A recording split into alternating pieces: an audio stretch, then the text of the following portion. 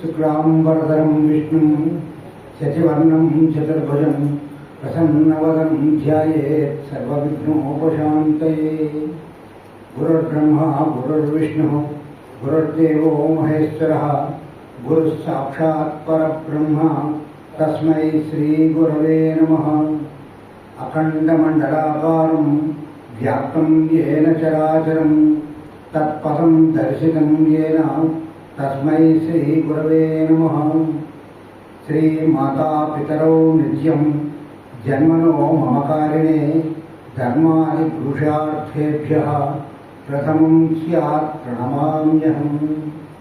ऊर्जिवंशसमुद्भूतः कृष्णयज्वा बुधोत्तमः कृतवान् सर्ववेदैः तद्वाजपेयं यथाविधि।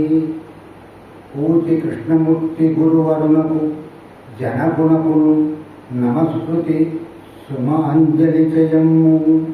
వేదమూర్తికి వందనాల్ వేనవేరు సంఘసేవికి ఉన్నత సహస్రమూలివియే। వందేహం మంగళాత్మానం భాస్వంతం వేద విగ్రహం యాజ్ఞవల్క్యముని శ్రేష్టం జిష్ణుం హరిహర ప్రభుం జితేంద్రియం జితక్రోధం సదా ధ్యానపరాయణం ఆనందనిలయం వందే యోగానందమునీశ్వరం। పరమేశ్వర స్వరూపమైనటువంటి సభకి నమస్కారం। యోంత ప్రవిశ్య మమ వాచమిమాం ప్రచుప్తాం యోంత ప్రవిశ్య మమ వాచమిమాం ప్రచుప్తాం సంజీవయతి అఖిల శక్తిధర స్వధామ్నాం అన్యాంశ్చ హస్తచరణత్వగాదీన్ ప్రాణాన్ నమో భగవతే పురుషాయ తుభ్యం। ఏ పరమేశ్వరుని యొక్క ఆశీర్వాదం వల్ల మన యొక్క సకల అవయవాలు సకల ఇంద్రియాలు సవ్యంగా పనిచేస్తున్నాయో అట్టి పరాత్పరునికి శిరస ప్రణమిల్లి ఈనాటి ఈ పంచాంగ శ్రవణం అనేటటువంటి కార్యక్రమానికి ఉద్యుక్తుడవుతున్నాను। ఆయన యొక్క ఆశీర్వచనం కోరుతుంది। పంచాంగము అంటే జ్యోతిష్ శాస్త్రం, దాంట్లో ఒక భాగమే పంచాంగం। ఏమిటి జ్యోతిష్ శాస్త్రం అంటే ఈ శాస్త్రం మనకి సూర్యుడు చంద్రుడు సాక్షిగా ఉంది, మనకి ఎక్కడ ఏ విధంగా శుభం కలుగుతుంది ఏ సమయంలో అశుభం కలుగుతుంది అనేటటువంటిది చెప్పేటటువంటిదే జ్యోతిష్ శాస్త్రం। ఆ జ్యోతిష్ శాస్త్రం ముఖ్యంగా భూమి మీద ఉండేటటువంటి జనాలందరినీ కూడా అలాగే ప్రకృతిలో వచ్చేటటువంటి మార్పులకి ఏమేమి అవసరం ఉంటాయో ఏ విధంగా ఏమేమి మార్పులు జరుగుతాయో అన్నీ కూడా చెప్పేటటువంటిది జ్యోతిష్ శాస్త్రం। అటువంటి జ్యోతిష్ శాస్త్రాన్ని మనం ఉపయోగించుకుని మన జీవన విధానంలో వచ్చేటటువంటి ఒడిదుడుకులన్నింటినీ కూడా తెలుసుకుని వాటికి తగినటువంటి పరిష్కారాలు మనం కనుక్కొని ఏ విధంగా చేస్తే ఆ వచ్చినటువంటి ప్రమాదాన్ని మనం తట్టుకోగలమో ఆ విధమైనటువంటి పరిస్థితిని మనం కల్పించుకుంటూ నడిపించుకుంటాం। ఇది పంచాంగంలో ఉండేటటువంటి అతి ముఖ్యమైనటువంటి ఒక విషయం। అయితే ఈ జ్యోతిష్ శాస్త్రాన్ని 18 మండుగులు దీన్ని నిరూపించారు। ప్రమాణపూర్వకంగా ఇది ఇలా ఉంటుంది సుమా అని చెప్పారు। వారి యొక్క పేర్లు తలుచుకోవడం మన యొక్క ధర్మం। అందుకని 18 మండుగుల పేర్లు ఒకసారి తలుచుకుని ఆ తర్వాత మనం మన యొక్క ప్రస్తావనలోకి వెళ్దాం। అందులో ఎవరు అంటే మొట్టమొదటి వాడు బ్రహ్మ, తర్వాత బృహస్పతి, వశిష్ఠుడు, అత్రి, మనువు, పౌలస్త్యుడు, లోమసుడు, మరీచి, అంగిరసుడు, వ్యాసుడు, నారదుడు, చౌనకుడు, భృగువు, శ్యవనుడు, యవనుడు, గర్భుడు, కశ్యపుడు, పరాశరుడు అని మొత్తం 18 మండుగులు ఈ జ్యోతిష్ శాస్త్రాన్ని నిలబెట్టినటువంటి వారు, మనకి అందించినటువంటి వారు। కాబట్టి వాళ్ళ యొక్క పేర్లు స్మరించుకుని వాళ్ళకి కృతజ్ఞతాపూర్వక వందనాలు తెలియజేసుకుంటే మనము ఏం చెయ్యాలో అనేటటువంటిది మన బుద్ధిని ప్రచోదనం చేయడానికి అవకాశం ఉంటుంది। కాబట్టి ఎప్పుడు కూడా గురువు గారిని ఎలా అయితే తలుచుకుని ప్రారంభం చేస్తామో అలాగే ఈ శాస్త్రాన్ని మనకు అందించినటువంటి వాళ్ళు కూడా మనకి గురువులు కాబట్టి వాళ్ళని తలుచుకోవడం మన యొక్క ధర్మం। ఇక విషయంలోకి వస్తే మనం సంకల్పం చెప్పుకునేటప్పుడు ఆద్య బ్రహ్మణ ద్వితీయ పరార్థే అంటాం. ఏమిటి ఆద్య బ్రహ్మణ అంటే ఏమిటి, ద్వితీయ పరార్థే అంటే ఏమిటి అని అనుమానం వస్తూ ఉంటుంది సాధారణంగా. ఈ అనుమానాన్ని తీర్చాలి అంటే కనుక జ్యోతిష్ శాస్త్రం కానీ పంచాంగం కానీ బాగా వచ్చినటువంటి వాళ్ళు మాత్రమే తీర్చగలరు.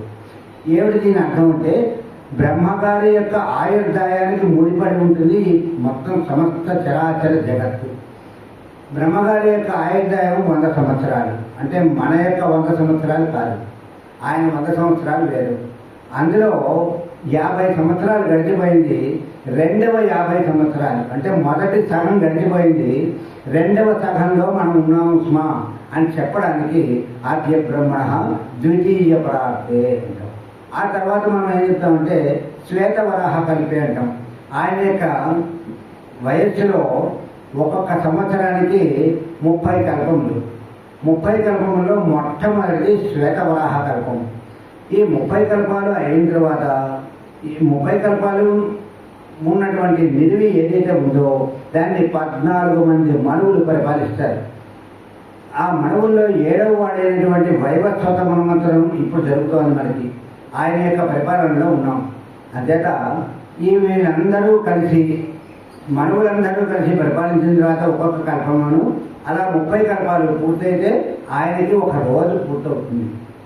దీన్ని మనం ఇలా గుర్తుపెట్టుకోవాలంటే చాలా కష్టం కాబట్టి మన యొక్క ఋషులందరూ కూడా ఏం చేశారంటే దీన్ని గుర్తుపెట్టుకోవడానికి మీ యొక్క బుద్ధి చాలా చిన్నది, మీ జ్ఞాపక శక్తి చాలా తక్కువ, అందుకని దీనికి సులువైనటువంటి ఒక మార్గం చెప్తాము అని చెప్పి యుగములుగా దీన్ని విభజించారు. విభజించి కాలస్వరూపాన్ని ముందర 4 భాగాలు చేశారు. 4 భాగాల్లోనూ మొట్టమొదటి భాగం ఏమిటి అంటే కృతయుగం. ఈ కృతయుగం 17,28,000 సంవత్సరాలు దీని యొక్క నిడివి, కృతయుగం యొక్క నిడివి. ఆ తర్వాత రెండవది త్రేతాయుగం. త్రేతాయుగానికి 12,96,000 సంవత్సరాలు అని చెప్పారు. తర్వాత మూడవ భాగం ద్వాపర యుగం, అంటే మనకి దగ్గరగా ఉన్నటువంటి యుగం అదే. ఆ ద్వాపర యుగం 8,64,000 సంవత్సరాలుగా దాన్ని నిరూపించారు. ఇక మనం ప్రజెంట్లో ఉన్నటువంటిది ఏదైతే ఉందో దీన్ని కలియుగము అన్నారు. ఈ కలియుగం యొక్క పొడవు ఎంత ఉంటుంది అంటే 4,32,000 సంవత్సరాలు ఉంటుంది. ఈ మొత్తం 4 యుగాల్ని కలిపితే మహాయుగం అంటారు. ఈ మహాయుగం బ్రహ్మదేవుడి గారికి ఒకసారి కన్నురెప్ప వేసినంత టైం. ఇప్పుడు చూడండి బ్రహ్మగారి యొక్క ఆయుర్దాయం ఎలా ఉందో. ఈ విధంగా బ్రహ్మగారి యొక్క ఆయుర్దాయం నిర్ణయిస్తారు. ఆయన 100 సంవత్సరాలు అయినప్పటికల్లా ఆయన రిటైర్ అయిపోతారు. మనకు 60 సంవత్సరాలకి రిటైర్మెంట్ ఉంది కదండి.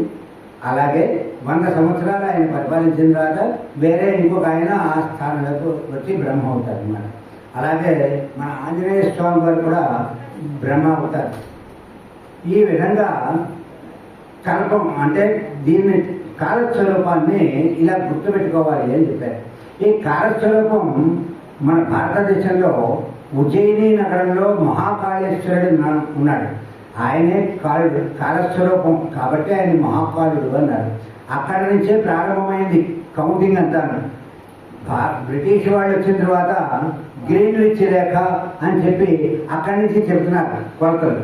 కానీ భారతదేశంలో ఎప్పటి నుంచో ఎన్నో వేల యుగాల నుంచి మహాకాళేశ్వరి యొక్క గుడి దగ్గర నుంచి ప్రారంభమవుతోంది. అదే రేఖ, అసలైనటువంటి రేఖ.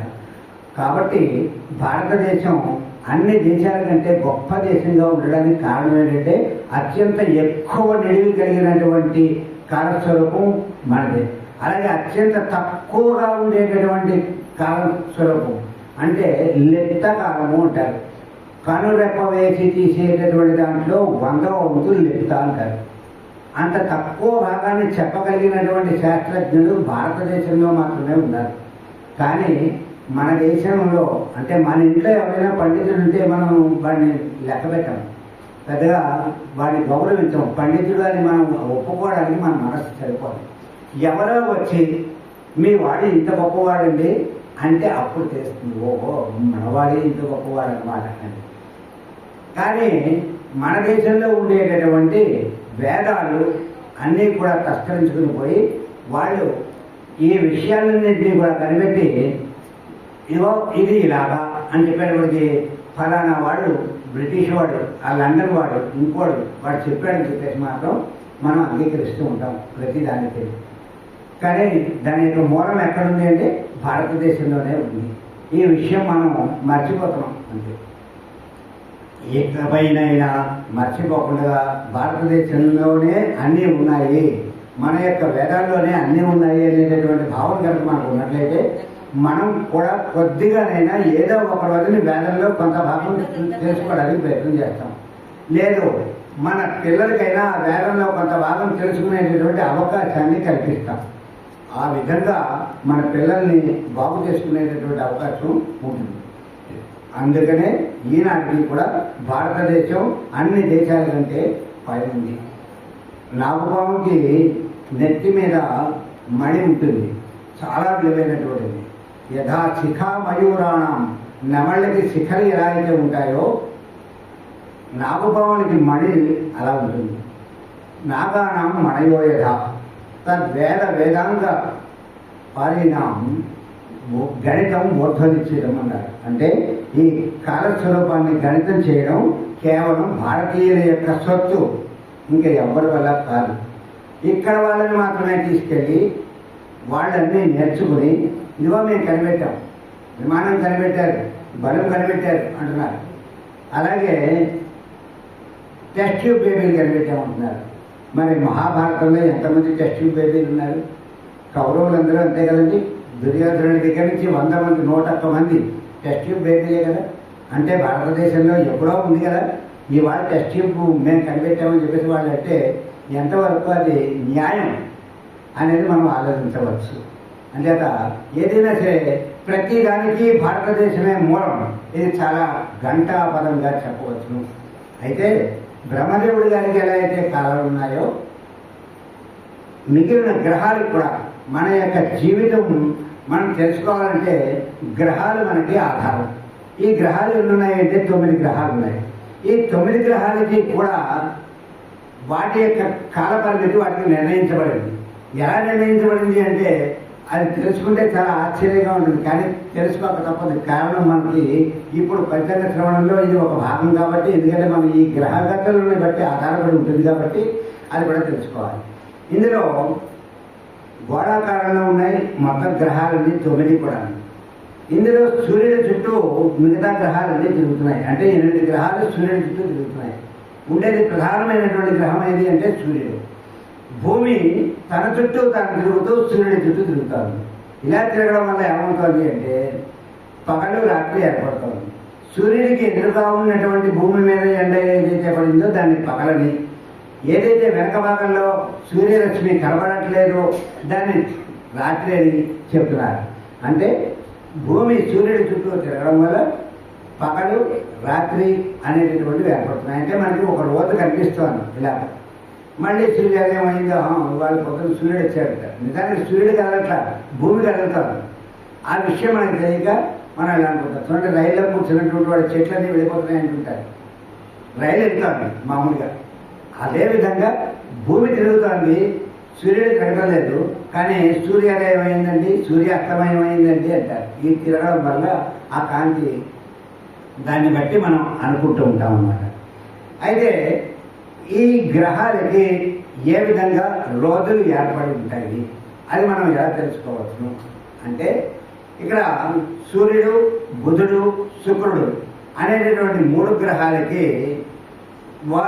వాళ్ళ చుట్టూరా వాళ్ళు తిరగడానికి వాళ్ళకి ఒక రోజు అవ్వాలి అంటే ఏం చేయాలంటే మనకి 30 రోజులు ఏవైతే ఉన్నాయో ఆ 30 రోజులు వాటికి ఒక్క రోజు అన్నమాట. నెలనాడు పడుతుంది అవి. ఇది 3 గ్రహాలకి, ఏది సూర్యుడు, బుధుడు, శుక్రుడు అనేటటువంటి 3. ఇంకా కుజుడు అంటే ఈయన కుజ దోషాలు అంటుంటారు సరే, మంగళగ్రహం అంటారు.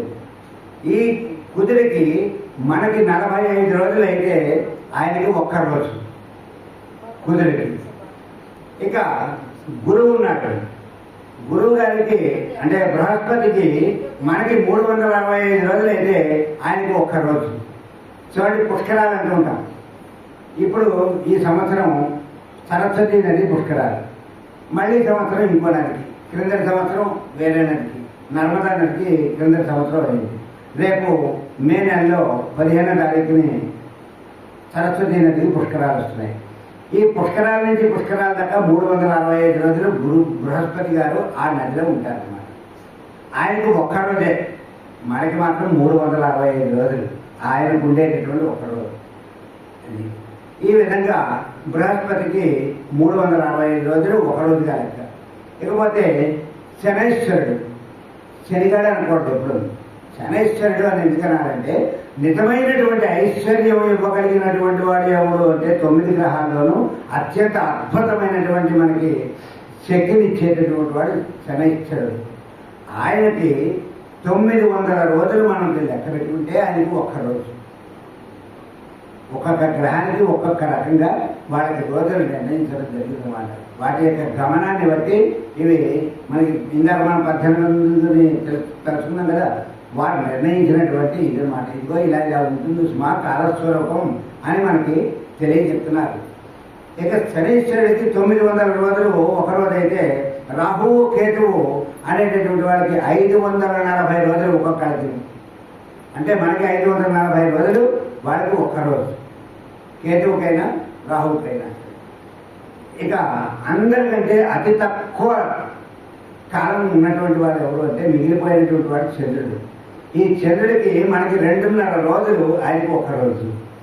ఇది గ్రహాలకి ఈ విధంగా రోజులు నిర్ణయించారు. మహాభారత యుద్ధంలో, మహాభారత కాలంలో ఒక మహారాజు తన యొక్క కుమార్తెకి తగినటువంటి వరుణ్ణి చూసుకోవాలని అనుకుంటాడు. అనుకుంటే ఈ భూప్రపంచం మీద నేను ఎక్కడ తిరగలను, ఇవన్నీ చేయడం కంటే సృష్టించిన వాడు బ్రహ్మదేవుడు కదా, ఆయన దగ్గరికి వెళ్ళిపోతే ఆయన చెప్తాడు, వెంటనే పెళ్లి చేసేయచ్చని అనుకుంటాడు. అనుకున్న బ్రహ్మదేవుడు దగ్గరికి వెళ్ళాడు. ఆ రోజుల్లో వాళ్ళకి అంతటి శక్తి ఉంది. ఇవాళ మనం ఆ గుడికి వెళ్ళాలంటేనే చాలా పనులు ఉంటాయి మనకి, ఇంక ఇంత అంతా కాదు, ఎంతో యోగం ఉంటే తప్ప గుడికి వెళ్ళలేము. అటువంటి బ్రహ్మదేవుడి దగ్గరికి వెళ్ళి, ఏమంటే మా అమ్మాయికి నేను పెళ్లి చేయాలనుకుంటున్నాను, తగినటువంటి వరుణ్ణి చెప్పండి. నువ్వు బయలుదేరి ఎంతకాలం అయిందో తెలుసా అని అడిగాడు. నీ వాళ్ళు 100 తరాలు వెళ్ళిపోయాయి, నువ్వు మళ్ళీ భూలోకంలోకి వెళ్ళేటప్పటికీ ఇంకో 100 తరాలు కూడా వెళ్ళిపోతాయి. ఇది బ్రహ్మదేవుడి యొక్క లెక్క అన్నమాట. అంచేత నువ్వు మీరెవరండి, ఎక్కడి నుంచి వచ్చారు, ఏ గ్రహవాసులు అని అడిగినా ఆశ్చర్యపోక్కలేదు అని చెప్పాడు. ఇది మహాభారతంలో ఉన్నటువంటి ఒక ఉదాహరణ అన్నమాట. అంటే వాళ్ళ యొక్క రోజులు మన రోజులు అంత తేడాగా ఉంటాయి. ఆ రోజుల్లోనే ఆ రాజు అది చూసి ఆశ్చర్యపోయాడు, ఏమిటి ఇలా ఉంటుందా అని. ఇదిగో ఇదయ్యా కాలస్వరూపము. ఇలా దేశ కాల పరిస్థితులనే పేరు ఉన్నాం కదా, మనం వాడేస్తూ ఉంటాం, దాని అర్థం తెలియదు. దేశం, కాలం, పరిస్థితి. ఈ దేశంలో ఉన్నటువంటి ఒక ధర్మం పక్క దేశానికి వెళితే అది మారిపోతుంటుంది. ఆ ప్రాంతాన్ని బట్టి ఆ ధర్మం మారిపోతుంది. అంతేందుకంటే బాగా అర్థం చేసుకోవాలంటే, ఒక వ్యక్తి ఉన్నాడు, తన భార్యకి అతడు భర్త అయ్యాడు, తన కొడుక్కి తండ్రి అయ్యాడు, తండ్రికి కొడుకు అయ్యాడు. ఈ విధంగా తన యొక్క పరిస్థితి ఎలా మారిపోతుందో దేశకాల పరిస్థితులు. ఇవాళ నేను రోజు సంధ్యావందనం చేస్తేనే కానీ టిఫిన్ కాఫీ రాను అనుకుంటాం. మరి ఢిల్లీ వెళ్ళాలంటే 2 రోజులు రైల్లోనే ఉండాలి. స్నానం ఎక్కడ చేస్తాం, చేసే అవకాశం లేదు.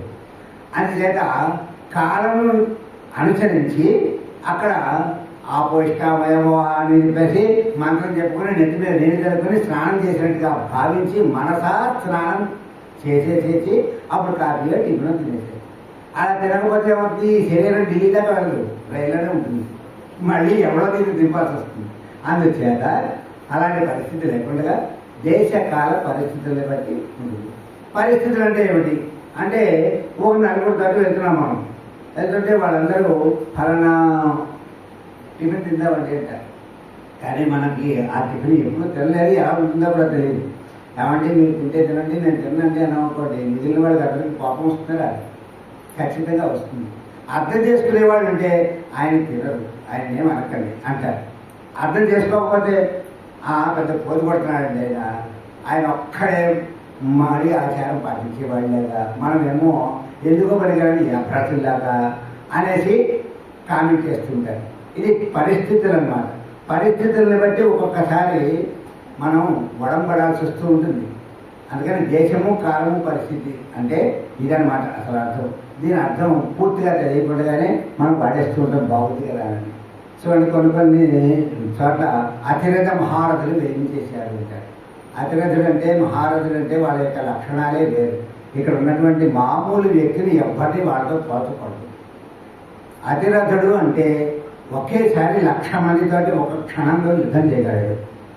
మహారథుడు అంటే 10,000 మందితోటి ఒక్కసారి యుద్ధం చేయగలడు ఒక క్షణంలో. మరి అలాంటి వాళ్ళు మనం ఇక్కడికి వచ్చినటువంటి వాళ్ళని అతిరథులు అని చెప్పేసి అన్నారనుకోండి, సరిపోతుందా? మనం ఎంతవరకు న్యాయం చేస్తున్నాం అంటే ఒక రకంగా వాళ్ళని అవమానించినట్టే అవుతుంది. అది తెలియక అతిరథ మహారథులందరూ ఇచ్చేస్తున్నారు, మీరందరూ వచ్చి సభను జయప్రదం చేయవలసింది. పద్ధతి బాగుంది కదా, పదం బాగుంది కదా అని చెప్పేసి వాడకూడదు. చూడండి, పేపర్లోనూ అందరికీ నమస్కారాలు అని చెప్పేసి నమస్కారం వేస్తే బాగానే ఉంటుంది. శ్రద్ధాంజలి ఎప్పుడైనా టైటిల్ చూస్తే ఫ్లవర్ లెటర్స్లో ఉంటాయి, చాలా అందంగా ఉంటుంది. ఆ శ్రద్ధాంజలి చాలా అందంగా ఉంది కదా అని నాకు తెలియనటువంటి వయసులో మా గురువుగారి దగ్గరికి వెళ్ళి, గురువుగారండి శ్రద్ధాంజలి అంటే మరే కొంపలు గుంచేస్తున్నావురా, చనిపోయిన వాడికి మాత్రమే శ్రద్ధాంజలి అని చెప్పాలి, బ్రతుకున్న వాడికి చెప్పకూడదు. కాబట్టి పేపర్లో అందంగా ఉంది కదా అని చెప్పేసి వాడేది క్షమించని చెప్పేసి కాళ్ళు పట్టుకుంటే ఆయన ఏమక్కర్లేదు, ఇదే పొద్దున మళ్ళీ ఇలాంటి తప్పు జరగకూడదా, నీ పిల్లలకి నీ స్నేహితులకి అందరికీ చెప్పు, ఇదే నువ్వు చేయవలసినటువంటి పని అన్నారు.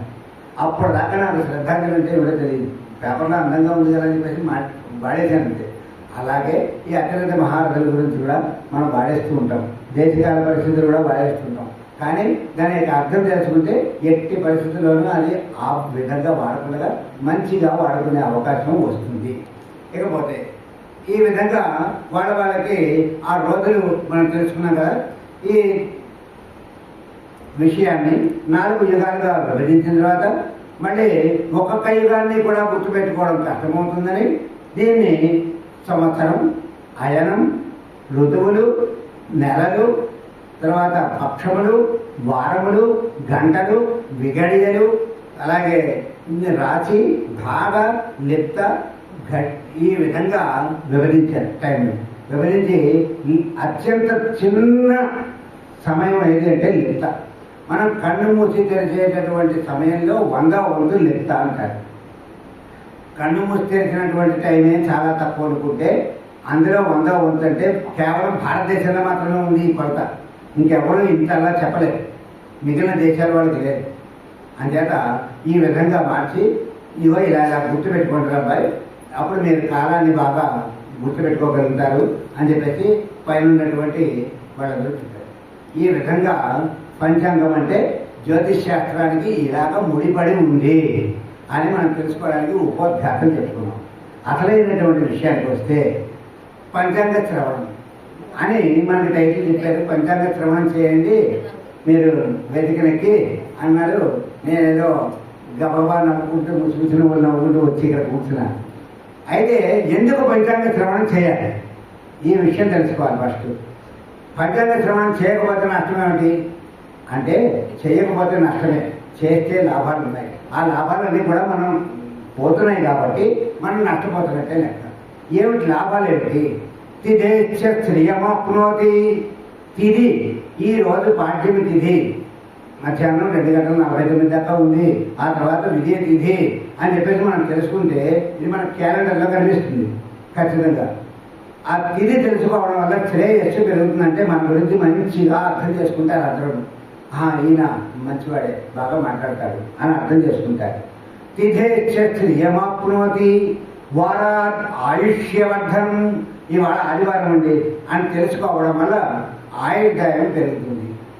ప్రతిరోజు అంతే, ఇవాళ ఆదివారం, రేపు సోమవారం, ఏ రోజుకి ఆ రోజే ఆ వారం ఏమిటో తెలుసుకోవాలి. ఇది తెలుసుకోవడం మన ధర్మం. నక్షత్రాత్ హరతే పాపం. ఇవాళ నక్షత్రం ఏమిటి? రేవతి నక్షత్రం 4:49 దాకా ఉంది. ఆ తర్వాత నెక్స్ట్ వేరే నక్షత్రం మారుతుంది. ఈ విషయం మనం తెలుసుకోగలిగితే మనం మాట్లాడుకునేటటువంటి టైంకి ఏ నక్షత్రం ఉంది, ఇవాళ ఏమిటి, పలానా చోటకు వెళ్ళాలి, మనకి ఈ నక్షత్రానికి, మన నక్షత్రానికి, ఈ నక్షత్రానికి ఏ తార కుదురుతోంది అనేది తెలుసుకోవడానికి ఉపయోగపడుతుంది. అంచేత నక్షత్రం ఏమిటో తెలుసుకుంటే హరతే పాపం, ఆ క్షణం వరకు చేసిన పాపాలన్నీ పోతాయి. ఆ తర్వాత మనం పాపం చేయకుండా ఉంటే పుణ్యాత్మమే. ఒకవేళ చేసామనుకోండి ఫ్రెష్ పాపాత్మం అన్నమాట. అది అంచేత నక్షత్రం గురించి తెలుసుకుంటే చాలు. ఎంత సూక్ష్మంగా ఉందో చూడండి, దీన్ని ధర్మ సూక్ష్మం అంటారు. అసలు పాపం చేయకుండా ఉండడం ధర్మం. పాపం చేసేస్తే నక్షత్రం గురించి తెలుసుకుంటే చాలు, పాపం పోతుంది. కాబట్టి దీన్ని ధర్మ సూక్ష్మము అంటారు. నక్షత్రాత్ హరతే పాపం. ఈ మూడు మనకి క్యాలెండర్లో కనిపిస్తాయి. ప్రతి ఒక్క క్యాలెండర్లో కూడా ఈ మూడు కనిపిస్తాయి. తర్వాత మిగిలిన రెండు ఏవైతే ఉన్నాయో ఆ రెండు మాత్రం పంచాంగంగా మాత్రమే కనిపిస్తాయి. ఏమిటవి అంటే కరణాత్ కార్యసిద్ధించ, కరణము అని ఒకటి ఉంది. ఈ కరణం ఏమిటి ఇవాళ అనేది తెలుసుకుంటే, ఇవాళ మనం ఏ పని అయితే చేద్దామనుకున్నామో ఆ పని చక్కగా నెరవేరుతుంది. ఇవాళ భవ అనేటటువంటి కరణం ఎప్పటిదాకా ఉంది? 6:38 దాకా ఉంది. ఆ తర్వాత కరణం కింస్తు గుణ అనేటటువంటి కరణం. ఈ విషయం తెలుసుకోగలిగితే మనకి కార్యసిద్ధి జరుగుతుంది. ఇక లాస్ట్ ఐటమ్ ఏదైతే ఉందో యోగం అంటారు. యోగం కనుక తెలుసుకుంటే ఇవాళ ఏ యోగం ఉంది అనేది తెలుసుకుంటే, యోగాత్ రోగం న జాయతే. యోగం గురించి తెలుసుకుంటే రోగాలు రాకుండా ఉంటాయి. ఇప్పుడు 5 రకాలైనటువంటి ప్రయోజనాలు చెప్పారు కదా. మరి ఇప్పుడు మనం తెలుసుకోవాలా అక్కర్లేదా? మన మనస్సే చెప్తుంది తెలుసుకోవాలా అక్కర్లేదా, ఏం నష్టపోతున్నామో ఏమి లాభం పొందుతున్నామో. తెలుసుకుంటే అన్ని లాభాలు, తెలుసుకోకపోతే అన్ని నష్టాలే. అందుచేత పంచాంగ శ్రవణం చెయ్యాలి. బాగానే చెప్పారండి. 5 ఉంటాయన్నారు, 5 వల్ల లాభాలు అన్నారు. ఇవాళే నువ్వు నేర్చుకోవాలి. నిన్న నేర్చుకోవచ్చు కదా, రేపు నేర్చుకోవచ్చు కదా, ఇవాళ ఎందుకు చేయాలి అంటే, బ్రహ్మదేవుడు గారు ఆయనతో ముడిపడి ఉంది అని చెప్పేసి మొట్టమొదటి మనం చెప్పుకున్నాం కదా. ఆయన ఒక్కసారిగా అలా కుడుకుపట్టబడ్డారు. కుడుకుపట్టబడేటప్పటికల్లా ఆయన దగ్గర ఉండేటటువంటి వేదాలని సోమకుడు పేరుగా కలిగినటువంటి 4 రాక్షసులు వేదాలు ఎత్తుకుపోయారు. అలా ఎత్తుకుపోతే ఆ వేదాలన్నింటినీ శ్రీ మహావిష్ణువు, ఎవరికి దేవతల్లో ఏ రకమైనటువంటి ఇబ్బంది ఎవరికి వచ్చినా సరే రక్షించేవాడు ఎవరంటే శ్రీ మహావిష్ణువు. ఆయన అభయకారకుడు. అందుకనే ఉదయం లేవగానే మహావిష్ణువు యొక్క పేరు తలుచుకోవాలి మనం. అలా తలుచుకుంటే ఆ రోజంతా బాగుంటుంది. మనం ఏ భక్తులమైనా సరే, ఎవరి భక్తులమైనా సరే విష్ణుమూర్తి పేరు తలుచుకుంటూ లేవాలి. నారాయణ నారాయణ నారాయణ అనుకుంటూ లేవాలి. అలాగే పడుకునేటప్పుడు మాత్రం శివుడి పేరు తెలుసుకోవాలి. ఎందుకంటే ఆయన భూతనాథుడు, చెడ్డ కళలు రాకుండా కాపాడగలిగినటువంటి వాడు శివుడు. అందుకని పడుకునేటప్పుడు శివుడి పేరు తెలుసుకోవాలి, లేచేటప్పుడు మాత్రం నారాయణుడి పేరు తెలుసుకుంటూ లేవాలి. ఈ విధంగా మనం చేయాలి. అయితే ఈ శ్రీ మహావిష్ణువు మత్స్యావతారం ఎత్తి ఆ లోపలికి సముద్రంలోకి వెళ్ళి ఆ స్వాముకులని రాక్షసుల్ని సంహరించి వాళ్ళ దగ్గర ఉన్నటువంటి ఆ వేదాలు తీసుకొచ్చి బ్రహ్మదేవుడి గారికి అప్పచెప్పారు. స్వామి, మంచి ఉపకారం చేశారు. అంతటా నేనైతే తెచ్చుకోలేను, మీరు తీసుకొచ్చి ఇచ్చారు. మరి ఈ రోజుని మంచి రోజుగా నాకు గుర్తుండేలా చేయండి, ఏం చేస్తే బాగుంటుంది అని బ్రహ్మదేవుడు విష్ణుమూర్తి ఆలోచించారు. ఆలోచిస్తే, నువ్వు ఇప్పటిదాకా చేసినటువంటి సృష్టి వేరు, ఇక్కడి నుంచి చేస్తున్నటువంటి సృష్టి వేరు, ఇది మళ్ళీ మొదటి రోజు కాబట్టి దీన్ని యుగ ఆది అని చెప్తాం. యుగాది అని చెప్పారు. ఆ యుగాది కాస్త వాడుకలో ఉగాది అయిపోయింది. ఈ విధంగా బ్రహ్మదేవుడు ఈ రోజు నుంచి సృష్టిని మళ్ళీ మొదలుపెట్టాడు కాబట్టి ఈ రోజే తెలుసుకోవాలి ఈ పంచాంగ శ్రవణం. అది కారణం. అంతేగాని రోజు తెలుసుకోవాలి, పంచాంగం గురించి రోజు తెలుసుకోవాలని చెప్పుకున్నాం కదండి 5 అంగాల గురించి. కానీ ఇవాళ పంచాంగ శ్రవణం ప్రత్యేకించి తెలుసుకోవడానికి కారణం మాత్రం బ్రహ్మదేవుడు విష్ణుమూర్తి ఇద్దరు కలిసి నిర్ణయించారు. అయితే ఇందులో మనకి తిథి, వారం, నక్షత్రం, యోగం, కరణం అని 5 రకాలు చెప్పుకున్నాం కాబట్టి తిథులు 14 తిథులు ఉన్నాయి, పాడ్యమి నుంచి చతుర్దశి దాకా. ఆ తర్వాత శుక్లపక్షంలో అయితే పౌర్ణమి, కృష్ణపక్షంలో అయితే అమావాస్య. ఈ 2 తిథులు కలిపితే మొత్తం 16 తిథులు మనకు ఒక నెలలో కనిపిస్తాయి మన క్యాలెండర్లో. ఇక నక్షత్రాలు 27, అశ్విని దగ్గర నుంచి రేవతి దాకా ఉండేటటువంటి నక్షత్రాలు 27 నక్షత్రాలు. 27 అయిపోయిన తర్వాత మళ్ళీ అవే తిరిగి వస్తాయి. ఇక ఇందులో వారాలు ఇవి 7. మనకి ఇది తెలిసినది.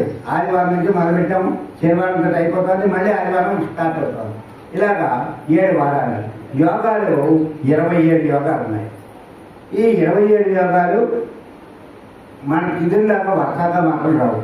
దీనికి ఒక లెక్క ఉంది. ఆ లెక్క క్రింద సంవత్సరం పంచాంగం గురించి చెప్పినప్పుడు అన్నీ చెప్పాం, కానీ ఇప్పుడు అంత వివరణలోకి వెళ్తే మనం పంచాంగ శ్రవణం చేసుకునేటటువంటి అవకాశం కోల్పోతున్నాం కాబట్టి చెప్పలేదు.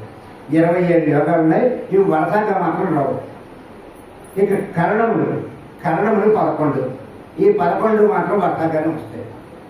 ఈ 5టిని మనం కనుక ప్రతిరోజు తెలుసుకుంటే ఆ 5 రకాలైనటువంటి లాభాలు ప్రతి మనిషి పొందవచ్చు.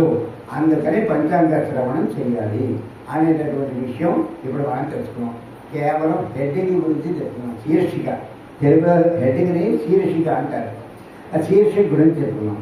ఇక ఈ పంచాంగంలో మొట్టమొదటి మనం ఏం చూస్తున్నాం అంటే మూఢం అంటారు కదండి. ఏం పనులు చేయకూడదంటారు, ఎప్పుడప్పుడు చేయకూడదండి అంటారు.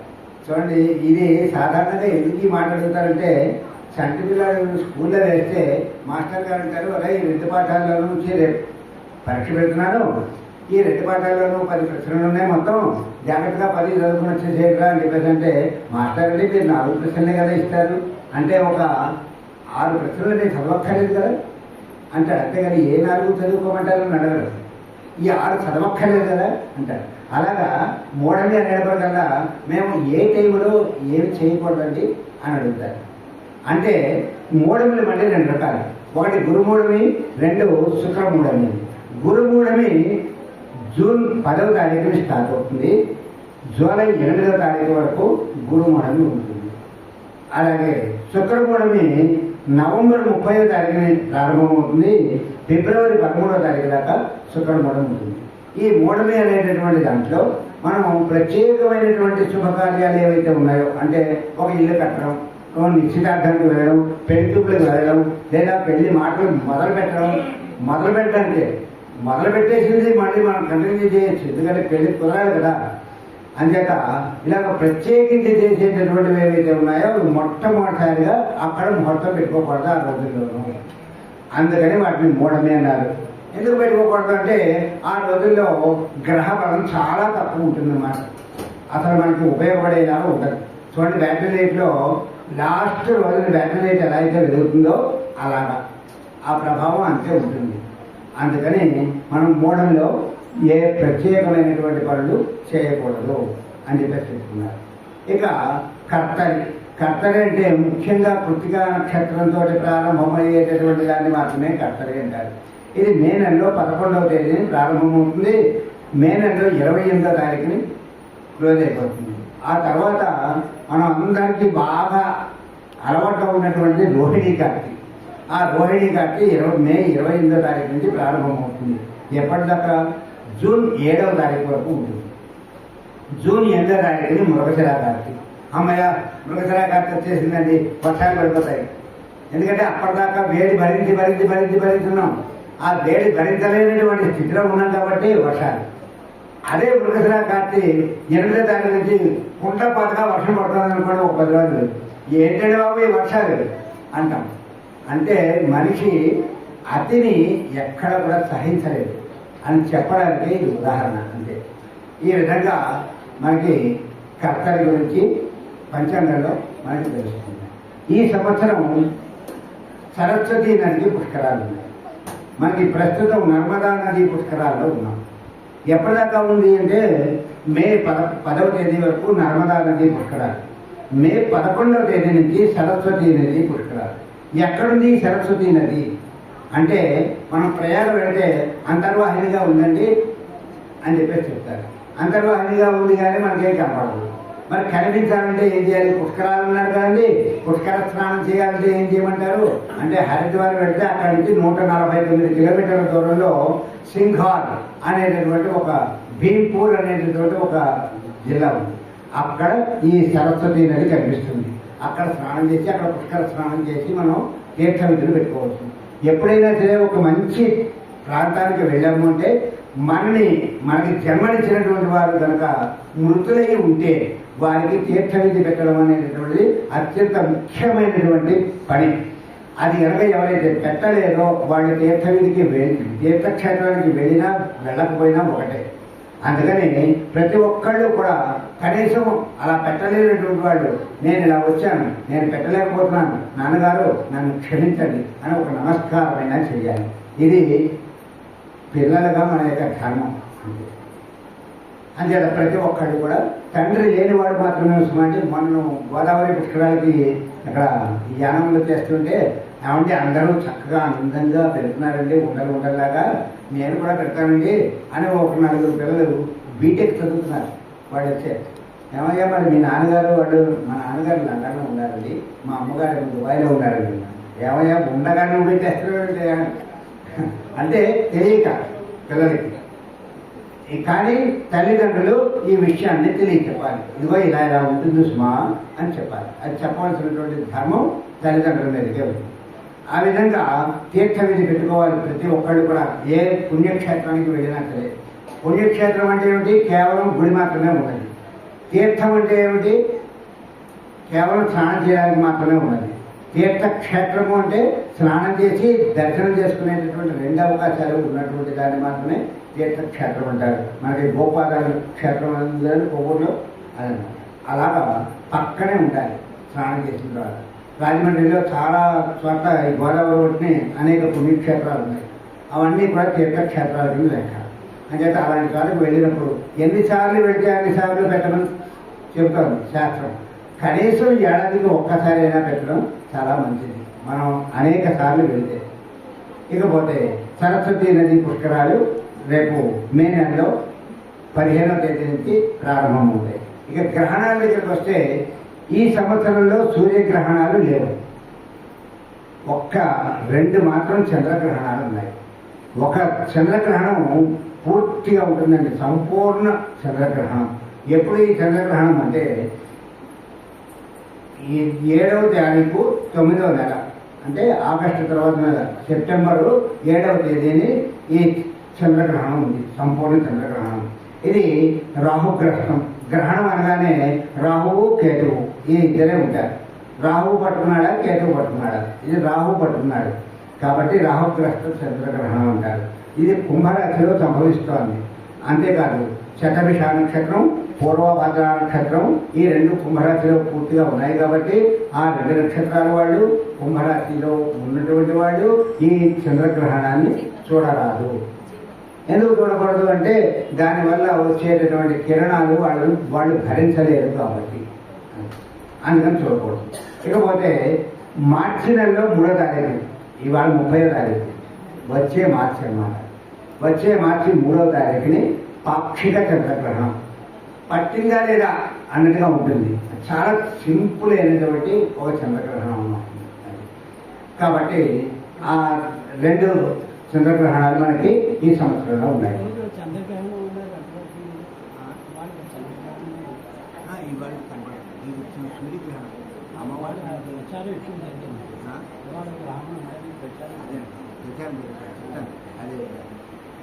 ఇప్పుడు స్వామివారు అడిగినటువంటి ప్రశ్నకి సమాధానం ఏంటంటే, ఇవాళ సూర్యగ్రహణం ఉంది నిన్నటి రోజుని అని బాగా ప్రచారం చేశారు.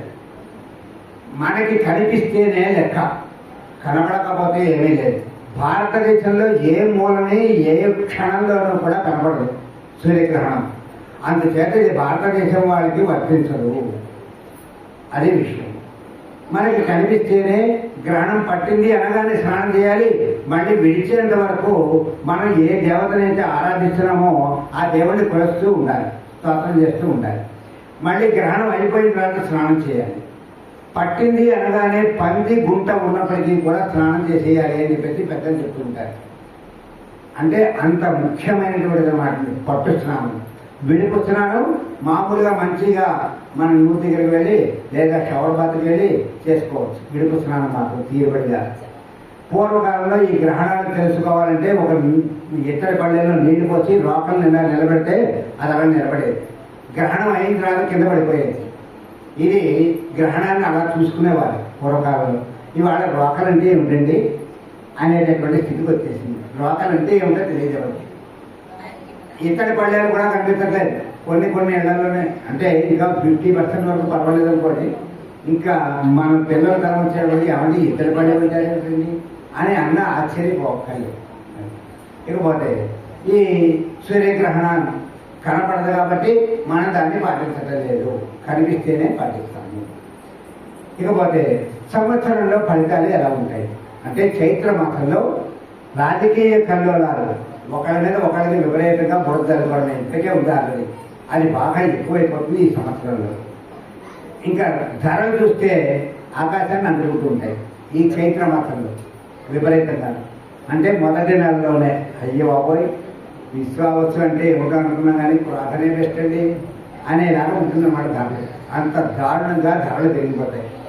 ఇక వైశాఖ మాసంలోకి వస్తే కలహాలు, ఒక ఇంట్లో ఉన్నటువంటి వాళ్ళకి ఒకరికి పడదు, ఏ మాట కూడా పొందన ఉండదు కాబట్టి కలహాలు ఉంటాయి.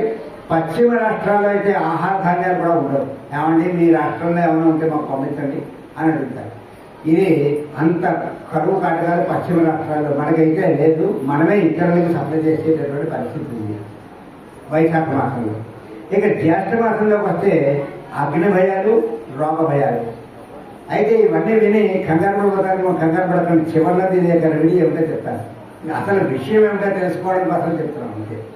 అసలు విషయం తెలుసుకోవాలి కాబట్టి ఏమంటే జ్వరం వచ్చిందండి అనేప్పటికల్లా ఒరే ఇంక నేను జ్వరం తగ్గేదాకా ఏం పెట్టరా అనేసి అనుకోండి వాడు దగ్గేటేసుకుని వాడు మంటకు పెట్టేస్తాడు. అలా కాకుండా ఆయన జ్వరం వచ్చినా తగ్గిపోతుందా, 2 రోజులు ఉంటుంది అంతేను, మామూలుగా ఉండవలసిన దానికంటే ఎక్కువ వేడింది అంతే లేదని చెప్పి చెప్పుకోవాలి. ధైర్యంగా ఉంటుంది. అంచేత విషయం తెలుసుకోవాలి, దాని గురించి ఎలా ఎదుర్కోవాలి అనేది కూడా మనం తెలుసుకోవాలి. ఇకపోతే జ్యేష్ఠ మాసంలో రోగాలు, అగ్ని భయాలు ఉన్నాయి. ఆషాఢ మాసంలో వచ్చిందా లేదా అన్నట్టుగా వర్షం కురుస్తుంది, అల్పవృష్టి కావలసినంత ఉండదు. ఇక శ్రావణ భాద్రపదాల్లో కొన్ని ప్రాంతాల్లో మాత్రం కావలసినంత వర్షం ఉంది, కొన్ని ప్రాంతాల్లో అసలు వర్షమే లేదు శ్రావణ భాద్రపదాలు. ఆశ్వయుజంలో మళ్ళీ రోగభేదాలు ఉన్నాయి. పశువుల యొక్క ధరలు కూడా ఎక్కువగానే ఉంటాయి, అవి కూడా బాగా పెరుగుతాయి. ఇన్ని పెరిగినా వెండి బంగారం మాత్రం ఎక్కడ ₹1 కూడా పెరగదండి, పెరగకుండా ఉంటుంది, సమానంగా ఉంటుంది. అప్పటిదాకా ఎంతైతే ఉందో అదే ధర మీద నిలబడి ఉంటుంది వెండి బంగారం మాత్రం. అన్నీ పెరిగిపోతాయి. అయితే ఇది ఆశ్చర్యకరంగా ఉంది కదా, మొట్టమొదటి పెరిగేదే వెండి బంగారమే పెరుగుతుంది అని మనం అనుకుంటూ ఉంటాం. కానీ ఆ నెలలో మాత్రం వెండి బంగారం పెరగదు. ఇక కార్తీక మాసం, మార్గశిర మాసం, పుష్యమాసం ఈ 3 నెలల్లోనూ కూడా అన్ని వస్తువుల యొక్క ధరలు సరసంగా ఉంటాయంటే ధరలు అన్నీ తగ్గిపోతాయి. ఇప్పటిదాకా పెరిగినటువంటి ధరలు అప్పుడు తగ్గిపోతాయి. ఈ విధంగా మనకి ఈ పంచాంగం చెప్తాను. ఇక మాఘ పాల్గొనాల దగ్గరికి వచ్చేటప్పటికి ధరల పెరుగుదల మళ్ళీ మొదలవుతుంది చివరికి వచ్చేటప్పటికి. అంతేకాదు ప్రపంచంలో ఒక దేశం మీద ఒక దేశం యుద్ధం చేస్తుందా అన్నటువంటి వాతావరణం కనిపిస్తుంది మాఘ పాల్గొనాల్లో. ఇది సంవత్సరంలో మనం చూసేటటువంటి భయపడేటటువంటి కొన్ని నిదర్శనాలు, కొన్ని తార్కణాలు. అయితే వీటిని దేని గురించి మనం భయపడవలసిన పనిలేదు. కారణం ఏంటంటే ఈ సంవత్సరం విశ్వావసు, ఇది ఒక గంధర్వుడి యొక్క పేరు. ఆ గంధర్వుడి యొక్క లక్షణం ఏంటంటే ఆ విశ్వావసు అనేటటువంటి గంధర్వుడు తపస్సు చేసి నేను చావు లేకుండా కావాలన్నాడు. చావు లేకుండా కుదరదు కానీ కొన్నాళ్ళు దీర్ఘాయువు నీకు సప్లై చేస్తున్నాను అన్నాడు. సరే అని చెప్పేసి వాడికి ఎప్పుడైతే వరం వచ్చిందో గర్వం వచ్చేస్తుంది. చాలా మందికి ఉన్నటువంటి ఒక లక్షణం. ఆ గర్వం వచ్చేసి వాడు అందరితో యుద్ధం చేస్తూ ఇంద్రుడి మీద కూడా యుద్ధానికి వెళ్ళాడు. ఇంద్రుడు నా మీదకే యుద్ధానికి వస్తావా అని చెప్పేసి చేతులు కాళ్ళు అన్నీ కలిపి ఆ పట్టణకు అన్నీ కూడా ఆ పట్టణకు అయిపోయాయి. కేవలం ముండే మాత్రమే ఉంది, కాళ్ళు లేవు, చేతులు లేవు, శిరస్సు లేదు. ఇప్పుడు వాడు ఎలా బతకాలి? నేను దీర్ఘాయుని, నేను ఎలా బతకాలి అని అడిగాడు. ఓహో నీకు బ్రహ్మ వరమించాడు కదా, అయితే నీకు ఆ శరీరంలోనే ఒక నోరిస్తున్నాను, చేతులు 10 యోజనాల పొడవు నీకు చేతులు ఇస్తున్నాను, ఈ వాళ్ళ నుంచి నిన్ను కబంధుడు అని పిలుస్తాడు అన్నారు. అక్కడి నుంచి వాడు కబంధుడు అనే విశ్వావసుడు కాస్త కబంధుడు అనే పేరుతోటి వచ్చాడు. సరే ఏదో ఒకటి ముందర అసలట్టు ఉంది కదా, యోజనం అంటే 100 మైళ్ళు, 10 యోజనాలు అంటే 1000 మైళ్ళు వాడి చేతులు ఉంటాయి అన్నమాట. ఆ 1000 మైళ్ళ దూరంలో ఉన్నటువంటి వాడిని అలా తీసుకుని నోట్లో వేసుకుంటాడు. ఆ విధంగా వాడు పట్టుకుంటుంటాడు. ఒక ఋషి గారు వస్తే ఆ ఋషి గారిని పట్టుకున్నాడు. పట్టుకుంటే ఆయన అన్నాడు, నీకు ఖండకావరం ఎక్కువైపోయింది కాబట్టి నువ్వు ఎప్పటికీ ఇలాగే ఉండిపోగాక అని చెప్పేసి చెప్పించాడు. ఇదేమిటే బాబు నన్ను ఇలాగే ఉండిపోమని చెప్పేసి అంటే ఎన్నాళ్ళు బతకాలి నేను ఇలాగా, ఎంత దీర్ఘాయువు ఇస్తే మాత్రం ఇలా బతకడం చాలా కష్టం కదా అని బాధపడిపోయి ఆయన కాడు పట్టుకున్నారు. కొన్ని వేల సంవత్సరాల తర్వాత రాముడు అనేటటువంటి వాడు వస్తాడు. చూసారండి ఎన్ని వేల సంవత్సరాలు ముందరో ఆ ఋషి యొక్క దృష్టి. కొన్ని వేల సంవత్సరాల తర్వాత రాముడు లక్ష్మణుడు భార్య అయినటువంటి సీతాదేవిని వెతుక్కుంటూ వస్తారు.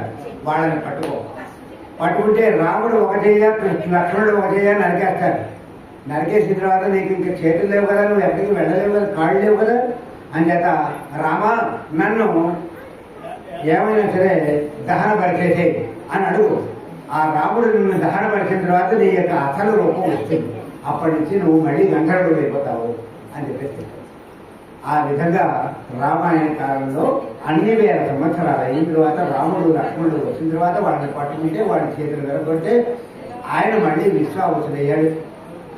ఆ విధంగా రామ నన్ను నా యొక్క స్థితి నాకు కల్పించావు కాబట్టి నీకు వేల దండాలు అలా కాదు, నువ్వు ఒక గంధర్వుడు కాబట్టి నీ లక్షణం ఏంటంటే అందరిలోనూ ప్రేమను పుట్టించాలి, అదే నీ లక్షణం. అది చేసావా నీ పేరు చిరస్థాయిగా ఉంటుంది, లేదా లేదు అన్నారు. అందుచేత ఆ విశ్వావసు అనేటటువంటి పేరు మనకి ఇప్పుడు నడవబోయేటటువంటి ఈ సంవత్సరానికి వస్తుంది కాబట్టి ఈ సంవత్సరాల్లో అందరూ కూడా పరస్పరం ప్రేమగా ఉంటారు మళ్ళీ సంవత్సరం వచ్చేంత వరకు. అందుచేత ఎవరు కూడా ఈ రోగాల గురించి దాని గురించి భయపడవలసినటువంటి పని లేదు. ఎన్ని ఉన్నప్పటికీ ఎప్పుడు కూడా నిరంతరం సుఖం ఉన్నా వాడు బాధపడుతూనే ఉంటాడు, నిరంతరం కష్టం ఉన్నా బాధపడుతూ ఉంటాడు. అందుకని ఎప్పుడు కూడా బాధ సుఖం రెండు స్థిరంగా ఉండకూడదు. ఒక ఆయన ఏమని చెప్పాడంటే చక్రవత్ పరివర్తంతే సుఖానికి దుఃఖానిచ. సుఖము అని ఒక బండి చక్రం మీద పైన రాసి కష్టము అని కింద రాస్తే ఆ చక్రం తిరుగుతున్నప్పుడు ఏమవుతుంది, ఓసారి సుఖం కిందకు వస్తుంది, ఒకసారి కష్టం కిందకు వస్తుంది. అందుకని చక్రం ఎలా అయితే తిరిగినప్పుడు కిందకి బయటకు వస్తుందో నీ జీవితంలో కూడా సుఖము కష్టము వస్తుంది స్మా అని చెప్పారు. అలాగే ఈ రోగాలు అనేటటువంటివి కనిపిస్తేనే మన ఆరోగ్యం కనిపిస్తుంది.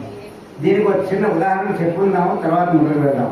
ఒక 95 సంవత్సరాలు కలిగినటువంటి ఒక ఆయన ఒక హాస్పిటల్కి వెళ్ళాడండి. ఆయనకి ఊపిరి అందకపోతే ఐసీయూలో పెట్టారు 3 రోజులు. ఆ తర్వాత ఏమండి తాతయ్య గారు ఎలా ఉందన్నారు, చాలా బాగుంది అన్న. ఎందుకంటే మీ బిల్లు అండి అని బిల్లు ఇచ్చారు. ఆ బిల్లు చూసుకుని వలవల ఏడుస్తున్నాడు. ఏమండి తాతగారు మీరు డబ్బు కట్టలేకపోతున్నారా, అందుకని బాధపడుతున్నారా అన్నారు అందరూ వచ్చి. లేదయ్యా ఇంతకి 10 లక్షల బిల్లు వచ్చినా కట్టేయగలను, నాకు బోళ్ళంత ఆస్తి ఉంది, కానీ నేను ఎందుకు ఏడుస్తున్నానో తెలిసినా నాకు 95 సంవత్సరాలు 3 రోజులు మాత్రమే మీ హాస్పిటల్లో ఉన్నాను, మీరు 3 లక్షల బిల్లు వేశారు, నాకు ఈ బిల్లు పెద్ద లెక్క కాదు, కట్టేస్తాను. ఇన్ని రోజుల నుంచి నాకు ఏ డబ్బు లేదు, పరమేశ్వరుడు ఇవన్నీ నాకు ఫ్రీగా ఇచ్చాడు, ఏ ఒక్క రోజుని కూడా కృతజ్ఞత చెప్పుకోలేకపోయాను నేను. కాబట్టి నేను ఎంత కృతజ్ఞున్నో కదా, ఆ పరమేశ్వరుడికి ఒక్కడు కూడా ధన్యవాదాలు చెప్పలేకపోయాను అని బాధపడ్డాట. ఈ బిల్లు చూసిన తర్వాత 3 రోజులకే ఇంత బిల్లు అయింది, కృత్రిమంగా తీసుకుంటే సహజంగా భగవంతుడు ఇచ్చినటువంటి దానికి నేను ఏమీ ఇవ్వలేకపోయానే అని బాధపడ్డాడు.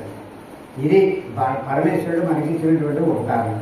అందుకని ఎప్పుడు కూడా మనకి మంచి జరుగుతుందని చెప్పేసి మనం అనుకుంటే మంచి జరుగుతుంది. కష్టాన్ని చూసి బెదిరిపోతే ఎప్పుడు కూడా మంచిని మనం తట్టుకోలేము, స్వీకరించలేము. అందుకని ఎప్పుడు కష్టం గురించి భయపడిపోకూడదు. ఒక వస్తువు కనబడకపోతే ఏమవుతుంది, వాడు పట్టుకుపోయాడు వీడు పట్టుకుపోయాడు అని అనుకోవట్లేదు. మళ్ళీ దొరికిన తర్వాత అయ్యో వాడిని అనుకున్నాం, మనకి ఇక్కడే పెట్టుకున్నాం, మన కాళ్ళే కనిపించలేదు అని చెప్పేసి అనుకుంటున్నాం. అలాగే ఒక సుఖం తర్వాత ఒక కష్టం మనకు ఉంటేనే సుఖం యొక్క విలువ కష్టం యొక్క విలువ తెలుస్తుంది. అందుకని పరమేశ్వరుడు అవి ఇచ్చాడు. ఇకపోతే కేంద్ర రాష్ట్ర ప్రభుత్వాలు ఈ పరిస్థితులన్నింటినీ గమనించి ఈ సంవత్సరం స్త్రీలకి శిశువులకి వాళ్ళ రక్షణ గురించి ప్రత్యేకమైనటువంటి శ్రద్ధ తీసుకుంటారు అని చెప్పారు కేంద్ర ప్రభుత్వము రాష్ట్ర ప్రభుత్వం కూడా.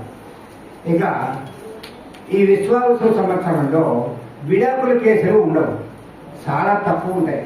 కింద సంవత్సరం 100 వచ్చాయనుకోండి, ఈ సంవత్సరంలో 10 మాత్రమే వస్తాయి. ఎందుకు ఇందాక చెప్పుకున్నాం కదా, విశ్వావసుడికి ఏమని చెప్పాడు రాముడు, అందరిలోనూ ప్రేమ పుట్టించాలి. ఒక కుటుంబంలో ఉన్నటువంటి వాళ్ళందరూ ఒకళ్ళొకళ్ళు కావాలని అనుకుంటారు ఈ సంవత్సరంలో.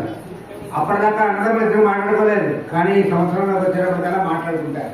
అన్నయ్య ఏమిటి నీ ఆరోగ్యం ఎలా ఉంది, తమ్ముడు నా ఆరోగ్యం బాగా ఉంది కానీ నువ్వు ఎలా ఉన్నావురా, ఈ విధంగా మాట్లాడుకుంటారు ఈ సంవత్సరంలో. అంతేకా విడాకుల కేసులు అనేటటువంటి ఉండవు. భార్య పట్ల భర్త, భర్త పట్ల భార్య ప్రేమగా ఉంటారు, తల్లిదండ్రుల పట్ల పిల్లలు ప్రేమగా ఉంటారు. అది విశ్వావసు యొక్క ముఖ్యమైనటువంటి లక్షణం. ఇంతకంటే మనకి బీరువాలో డబ్బులు పోయక్కర్లేదు కదండి, అది అసలైనటువంటి ఆప్యాయత. ఇది ఈ సంవత్సరం మనకి ఇస్తున్నటువంటి ఒక కానుక. ఇక నక్షత్రాల రూపంగా మన యొక్క సంవత్సర ఫలితం ఎలా ఉంది అనేటటువంటి తెలుసుకుంటే, అశ్విని, పుష్యమి, స్వాతి, అభిజిత్ అనేటటువంటి 4 నక్షత్రాల వాళ్ళకి అర్ధలాభము అంటే డబ్బులు బాగా వస్తాయి. ఇక భరణి, ఆశ్లేష, విశాఖ, శ్రవణం అనేటటువంటి 4 నక్షత్రాల వారికి మనస్తాపం, ఏదో జరిగిపోతుందేమో, నేను వెళ్ళినటువంటి పని అవుతుందో అవదో, ఇలాంటి బాధలు ఉంటాయి. అనుమానమే, ఖచ్చితంగా ఇది జరగకపోవడం అనేది కాదు, అనుమానం, మనస్సుకి మాత్రమే బాధ. ఇక కృత్తిక, మఖ, అనురాధ, ధనిష్ట అనేటటువంటి వాళ్ళకి ఈ 4 నక్షత్రాల వాళ్ళకి విపరీతమైనటువంటి గౌరవం, రాజపూజ్యత. వీళ్ళకి ఎక్కడికి వెళ్ళినా సరే, ఈ బాబాయ్ మీ అంతటి వాళ్ళే రండి, ముందు ఇలా కూర్చోండి, మీరుంటే మా సభ చాలా గొప్పగా ఉంది అని చెప్పేసి చెప్తారు అన్నమాట. ఇది రాజపూజ్యత. ఇక రోహిణి, పుబ్బ, జ్యేష్ఠ, శతవిషం అనేటటువంటి 4 నక్షత్రాల వాళ్ళకి యుద్ధ భయం. ఎవడో వచ్చేస్తాడు, ఏదో చేసేస్తాడు, మనకి ఓడిపోతామేమో, మన మాట చెల్లదేమో అనేటటువంటి భావన వాళ్ళలో ఏర్పడుతుంది. మృగశిర, ఉత్తర, మూల, పూర్వభాద్ర అనేటటువంటి 4 నక్షత్రాల వాళ్ళు అలంకారాల మీద మంచి శ్రద్ధ పెడతారు. అలంకార ప్రాప్తి వాళ్ళకి. వద్దన్నా సరే, కాబట్టి మేము పలానా ఊరికి వెళ్ళినా, దేశానికి వెళ్ళినా ఈ గొలుసుకున్నాం, మీరు వేసుకోండి అని ఇచ్చారనుకోండి, మహా అంతపడిపోతుంటారు. అలంకార ప్రాప్తి. ఇక ఆర్ద్ర, హస్త, పూర్వాషాఢ, ఉత్తరాభాద్ర అనేటటువంటి 4కి రోగ భయం, రోగం వచ్చేటటువంటి అవకాశం ఉంది. అందుకని వాళ్ళు తినేటటువంటి తిండిని జాగ్రత్తగా తిన్నట్లయితే రోగాలు రావు. ఇవాళ బయటికి వెళ్ళేటప్పటికల్లా ఏ బండి కనిపిస్తే ఆ బండి దగ్గర తినేస్తుంటారు. అది ఎలా ఉంది అనేది పరిశీలించరు. ఆ పరిశీలించకపోవడమే రోగానికి కారణం, అంతే, ఇంకేమీ లేదు. ఇక ఆకర్షాలుగా మిగిలిపోయినటువంటి 4 నక్షత్రాలు పునర్వసు, చిత్త, ఉత్తరాషాఢ, రేవతి. వీళ్ళకి ఆయుర్వృద్ధి అన్నారు. ఆయుర్దాయం బాగా ఉంటుంది, అంటే ఎప్పుడు హ్యాపీగా ఉంటారు.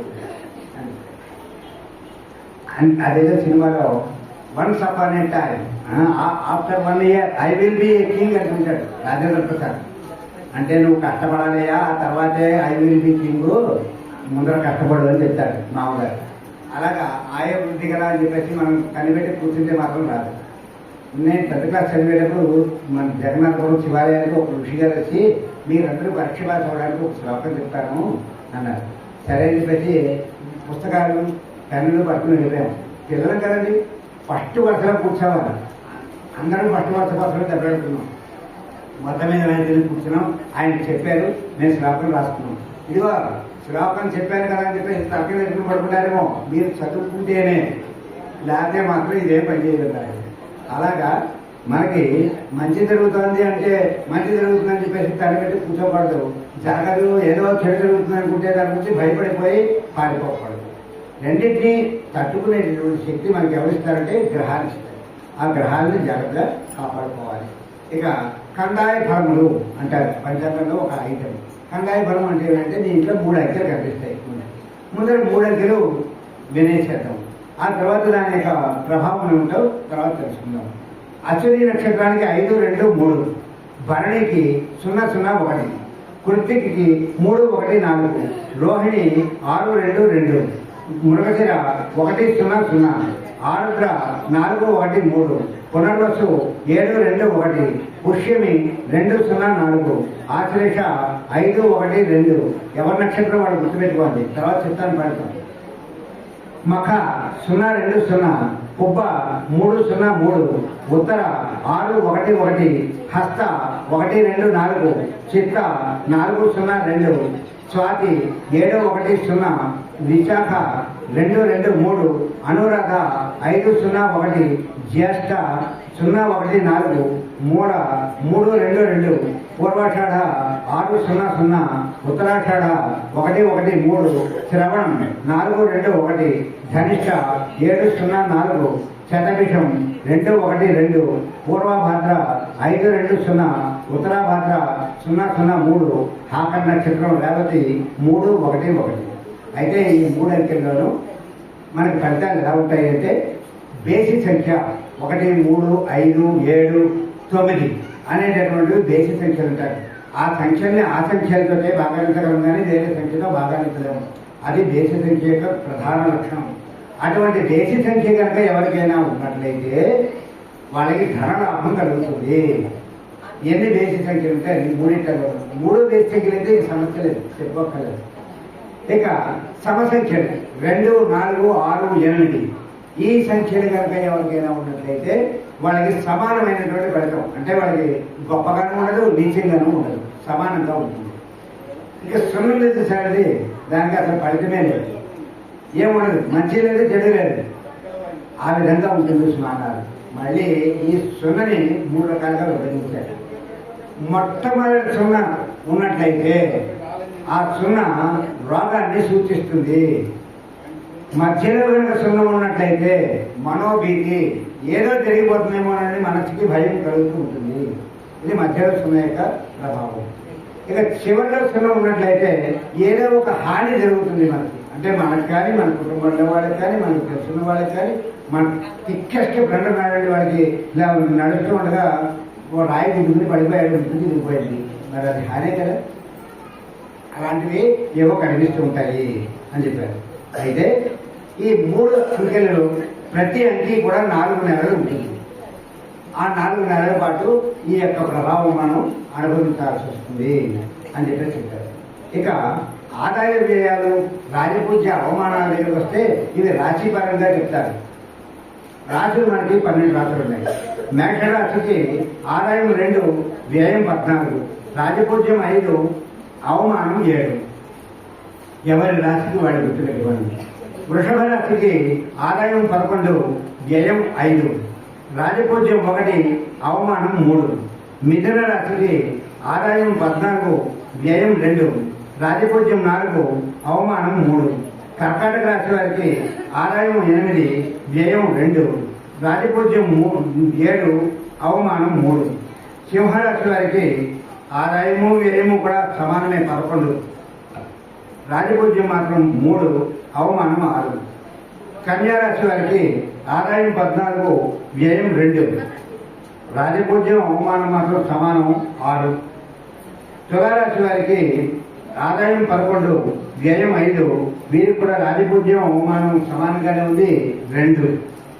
వృశ్చిక రాశి వారికి ఆదాయం 2, వ్యయం 14, రాజపూజ్యం 5, అవమానం 2. ధనుసు రాశి వారికి ఆదాయము వ్యయము సమానం 5 ఉంది. అలాగే రాజపూజ్యం 1, అవమానం 5. మకర రాశి వారికి ఆదాయం 8, వ్యయం 14, రాజపూజ్యం 4, అవమానం 5.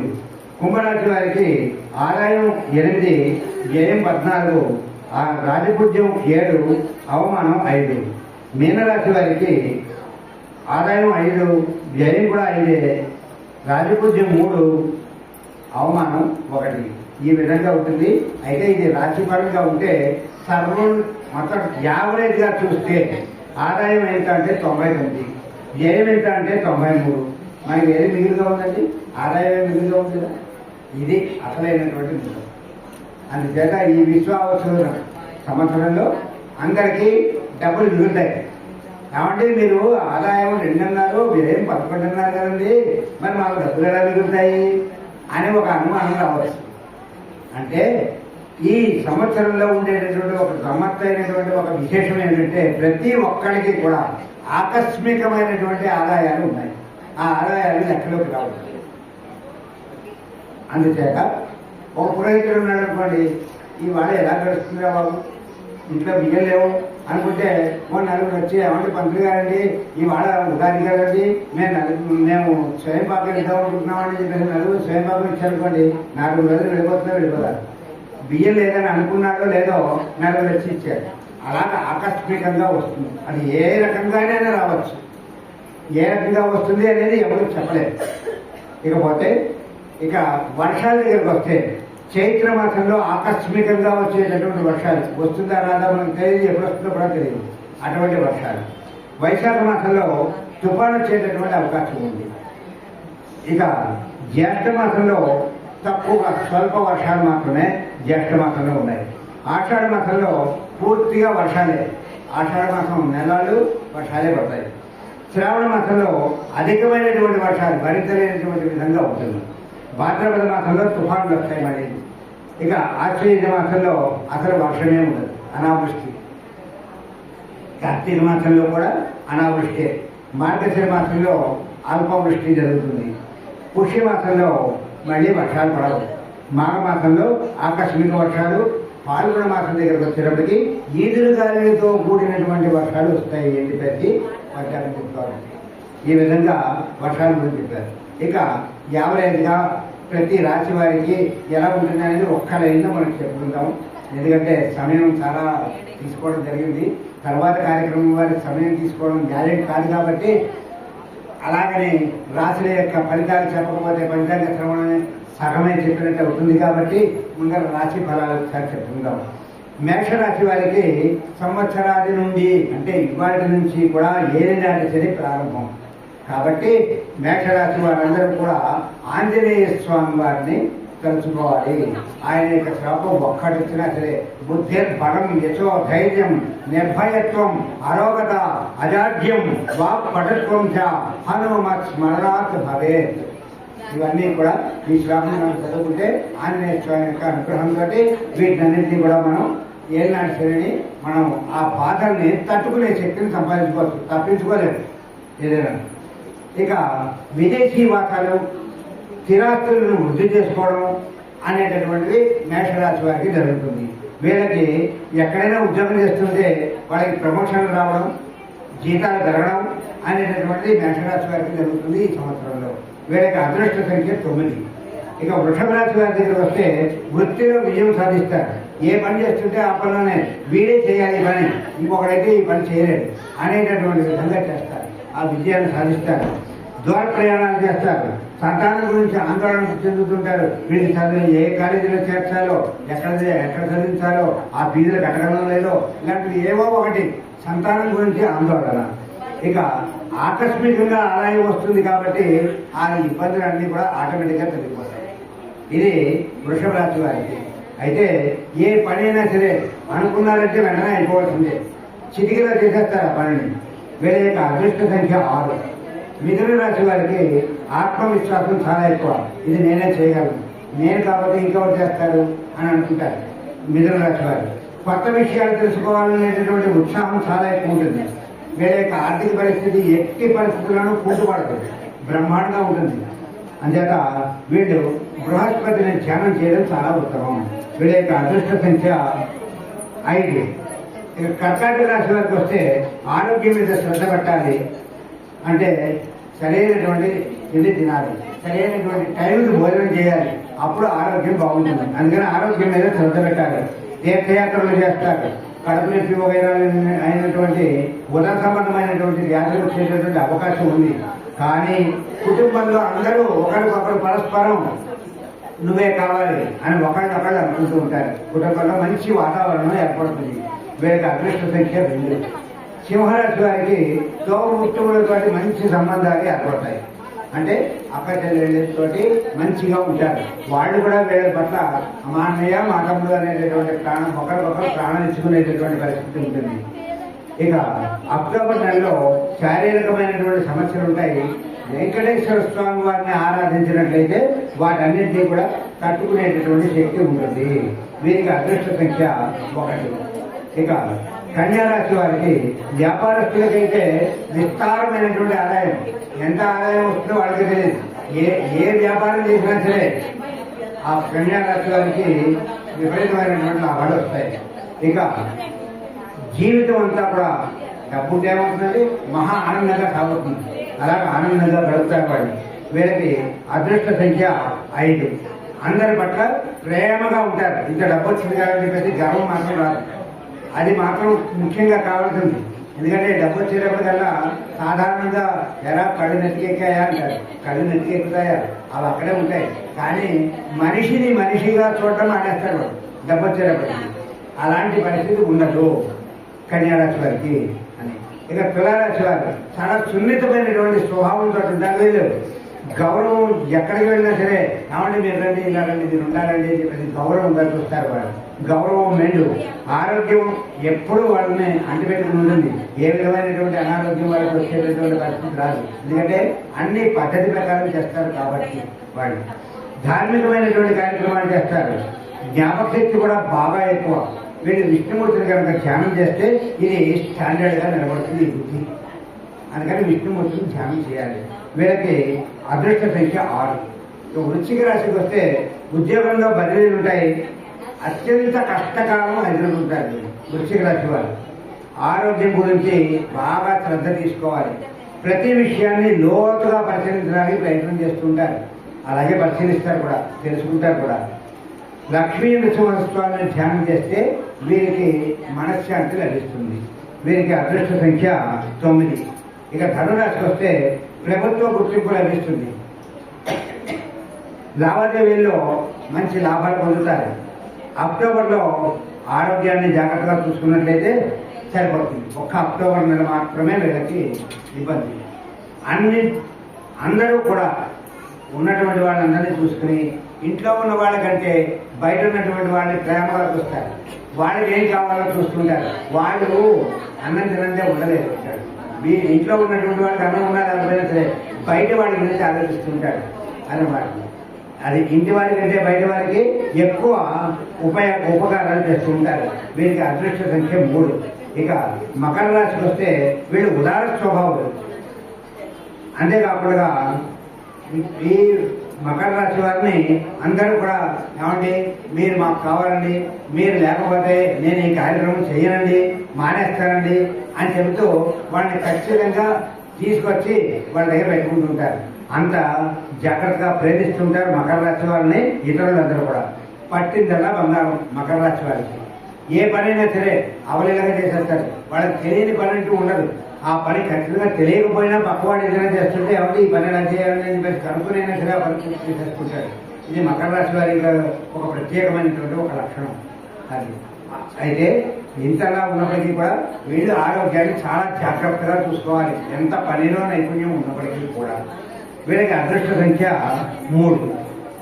ఇక కుంభరాశి వారు వీళ్ళకి నిరుద్యోగులైతే ఈ సంవత్సరం ఖచ్చితంగా ఉద్యోగం వచ్చేస్తుంది. వాళ్ళు ప్రయత్నం చేసుకుంటే సరిగ్గా చదవాలి కూడా. ఎందుకంటే అప్లికేషన్ ఒకటి పెట్టేస్తే సరిపోదు. ఆ అప్లికేషన్ పెట్టిన తర్వాత ఏదో అడుగుతారో మన చదువు మనం ఒకసారి నెమరు వేసుకుంటే వాళ్ళు అడిగినటువంటి ప్రశ్నలే మన సమాధానం చెప్పగలుగుతాం. ఎంత మహాపండితులైనా మన ఇంటర్వ్యూకి వెళ్ళిన తర్వాత వాళ్ళు అడిగినటువంటి ప్రశ్నకి సమాధానం చెప్తేనే వీడికి ఉద్యోగం వస్తుంది తప్ప వీడు మహాపండితులుగా లేకపోతే కుర్చీలో కూర్చోబెట్టి మాత్రం ఉద్యోగం ఇవ్వదు. అందుకని వాళ్ళ చదువులు వాళ్ళు జాగ్రత్తగా చదువుకోవాలి. ఒకసారి నెమరు వేసుకుని వెళ్ళాలి. వెళితే మాత్రం ఖచ్చితంగా వాళ్ళకి ఉద్యోగం వచ్చేటటువంటి అవకాశం ఈ సంవత్సరంలో ఉంది. ఇంకా రాబడి ఎలా వస్తుందో వాళ్ళకే తెలియదు. ఎప్పటి ముప్పటిగా రాబడి వస్తుంది. వాళ్ళకి కావాల్సిన దానికంటే కూడా ఎక్కువ వస్తుంది. సమాజానికి కుటుంబానికి కూడా ఎంతో సేవ చేస్తాడు. ఎందుకంటే ఆదాయం బాగా వస్తుంది కాబట్టి. ఇక ఈ వీరు అంటే ఈ కుంభరాశి వారు హనుమంతుడిని కనుక ధ్యానం చేస్తే ఆ బుద్ధి అలా నిలబడుతుంది. వాళ్ళకి ఆ ఉపకారాలన్నీ కూడా చక్కగా జరుగుతాయి. ఇవన్నీ అదృష్ట సంఖ్య 8. ఇక మీనరాశి వారు ఆఖరిది. శారీరక మానసిక ఒత్తిడి చాలా ఎక్కువ ఉంటుంది. ప్రతి విషయంలోనూ కూడా ఎక్కువ కష్టపడిపోతుంటారు. కష్టపడిపోయి వాళ్ళు చేయగలిగిన సులువైంది అయినా సరే ముందర ఎలా సులువుగా చేయొచ్చో వాళ్ళకి తెలియదు. కానీ అయ్యో ఇంత కష్టపడ్డాను ఇలా చేసేస్తే అయిపోదు కదా అని అనిపిస్తూ ఉంటుంది అన్నమాట. శారీరకంగా మానసికంగా కూడా ఒత్తిడి ఎక్కువగా ఉంటుంది. పనులన్నీ కూడా చాలా శ్రద్ధగా చేస్తారు. ఎక్కడ ఏ విధంగా తేడా ఉండడానికి వీలేదు, ఒప్పుకోరు. అంత శ్రద్ధగా చేస్తాడు. ఇక మే నెలాఖరుకు వచ్చేటప్పటికల్లా ఉద్యోగస్తులు అయితే మాత్రం బదిలీలు ఉంటాయి. ఇక కుటుంబ సమస్యలు మాత్రం చాలా ఎక్కువగా ఉంటాయి. సుందరకాండ పారాయణ చేయడం వల్ల వీళ్ళకి మనస్సు శాంతి లభిస్తుంది. వీళ్ళకి అదృష్ట సంఖ్య 3. ఇకపోతే ఈరోజు ఉగాది కాబట్టి ఈ ఉగాది నాడు పచ్చడి తిన్నాం మన పొద్దునుంచి. కానీ శ్లోకం చెప్పుకునే ఉంటారు, ఎందుకంటే అందరూ చెప్పుకుని ఉంటారు. మరొక్కసారి మనం ప్రదోష సమయంలో ఆ శ్లోకం చెప్పుకోవడం చాలా ఉత్తమం. కాబట్టి ప్రసాదం స్వీకరించేటటువంటి శ్లోకం నేను ఒకసారి చెప్తాను, మీరు అందరూ కూడా చెప్పండి. శతాయు వజ్రదేహాయ సర్వ సంపత్కరాయ సర్వ అరిష్ట వినాశాయ నింబక దళభక్షణం. ఈ విధంగా 6 రుచులు కలిగినటువంటి పచ్చడిని మనం ఈరోజు తయారు చేసుకుని, అందులో ముఖ్యంగా వేప పువ్వు యొక్క రేకులు, పువ్వు కాదు రేకులు మాత్రమే, ఆ రేకుల్ని భక్షించడం వల్ల మనకి బుద్ధి చక్కగా ప్రచోదనం అవుతుంది. అందుకని చెప్పేసి ఈ రోజుని అది చేస్తారు. ఈ మనలో ఉండేటటువంటి 6 లక్షణాలని ద్యోతకం చేసేటటువంటిది మాత్రమే ఈ ఉగాది పచ్చడి. అందుకని ఈ ఉగాది పచ్చడి తినేటప్పుడు ఈ శ్లోకం చదువుకోవాలి. తినేసిన తర్వాత చదువుకున్న తప్పేం లేదు, కానీ ఇవాళ రోజున ఈ శ్లోకం చదువుకోవడం చాలా మంచిది. మొట్టమొదటి ఏమని పేరు శతాయరు వజ్రదేహాయ. ఈ పచ్చడి తినడం వల్ల 100 సంవత్సరాలు బతుకుతాడు. ఎలాగా వజ్ర శరీరంతో ఉంటాడు సుమా అని చెప్పేసి చెప్తారు. అందుకని ఈ శ్లోకం చదువుకోవాలి. మరి ఈ విశ్వావసు సంవత్సరం గొప్పతనం ఏంటంటే సర్వత్రా జాయితే క్షేమం. ఎక్కడ చూసినా మంచి జరుగుతోంది అంటే కొన్ని ఎప్పుడు కూడా 100 పాళ్ళు మంచి ఎక్కడ జరగదు. ఎక్కడో చోట ఏదో ఒక లోపం ఉంటుంది. ఆ లోపం మాత్రమే చూసి ఇన్ని లోపాలు చేస్తున్నారని చెప్పేసి అనడం తప్పు. అందులో ఉండేటటువంటి మంచిని చూసుకుని ఇంత మంచి జరిగిందని చెప్పేసి చెప్పుకుంటేనే అది ఉత్తమం. అంచేత సర్వత్రా జాయితే క్షేమం, అన్ని చోట్ల కూడా క్షేమం జరుగుతూ ఉంటుంది. సర్వ సత్య సమర్థత, అన్ని పంటలు కూడా చక్కగా పడతాయి. కానీ ఒక్కొక్కసారి మన అదృష్టం బాగుండకపోతే చేతికి రాదు అంతే. అంచేత ఈ సంవత్సరంలో పంటలన్నీ కూడా చక్కగా పడతాయి. విశ్వావసౌ వరారోహే. విశ్వావసుడు అనేటటువంటి గంధర్వుడు ఈ మనల్ని ఆశీర్వదిస్తూ ఈ సంవత్సరాన్ని నడిపించుగాక అని చెప్తూ కార్పారస్థ మహార్థత. కాటన్ అంటే పత్తి పంట విస్తారంగా పండుతుంది ఈ సంవత్సరంలో. అంటే మనకి అన్న వస్త్రానికి లోటు లేదు అని. అంటే మనకి బట్టలు కట్టుకోవాలంటే పత్తి కావాలి కదా అదన్నమాట. ఈ విధంగా ఈ పంచాంగం గురించి పరమేశ్వరుడు అనుగ్రహించినంత వరకు చెప్పాము. ఇక్కడ స్వస్తి స్వస్తి ప్రజాభ్య పరిపాలయంతాం న్యాయేన మార్గేణ మహేమహీకాః గోబ్రాహ్మణేభ్యः శుభమస్తు నిత్యం. లోకాః సమస్తాః సుఖినో భవంతు. కాలే వర్షతు పర్జన్యః పృథివీ సస్యశాలినీ. దేశోऽयं క్షోభరహితः. అపుత్రాः పుత్రిణः సन्तు పౌత్రిణः. అధనాः సధనాः సन्तు. జీవంతు శతాం శతం. అందరూ కూడా చక్కగా ఆనందంగా 100 సంవత్సరాలు బతకాలని, ఆనందంగా ఉండాలని, మనకి ఏ విధమైనటువంటి బాధలకి లోను కాకూడదని, మనస్సులో ఏదైనా బాధ కలిగినా రాబోయేటటువంటి మంచిని చూసుకుని మళ్ళీ మనం ఆశతో బ్రతకాలని ఆ పరమేశ్వరుడు మన కలిగించినంత వరకు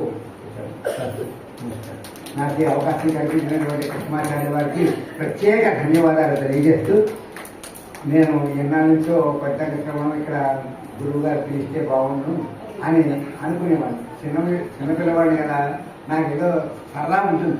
అందరూ ఇక్కడ చదువుతున్నారు, నేను కూడా మైక్లో చెప్తే ఎంత బాగుంటుంది కదా, నాకు కూడా ఒక మైక్ ఇస్తే ఎంత బాగున్నాం కదా అనుకుంటే ఆ పరమేశ్వరుడు కృష్ణమాచార్య వారి రూపంలో నా యొక్క కోరికను నెరవేర్చినందుకు ఆయనకి ప్రత్యేకమైన ధన్యవాదాలు, ఆ పరమేశ్వరుడికి ప్రత్యేకమైన ధన్యవాదాలు సమర్పించుకుంటూ ఈ ఇంతతో నా పుస్తకాన్ని ముగిస్తున్నాను.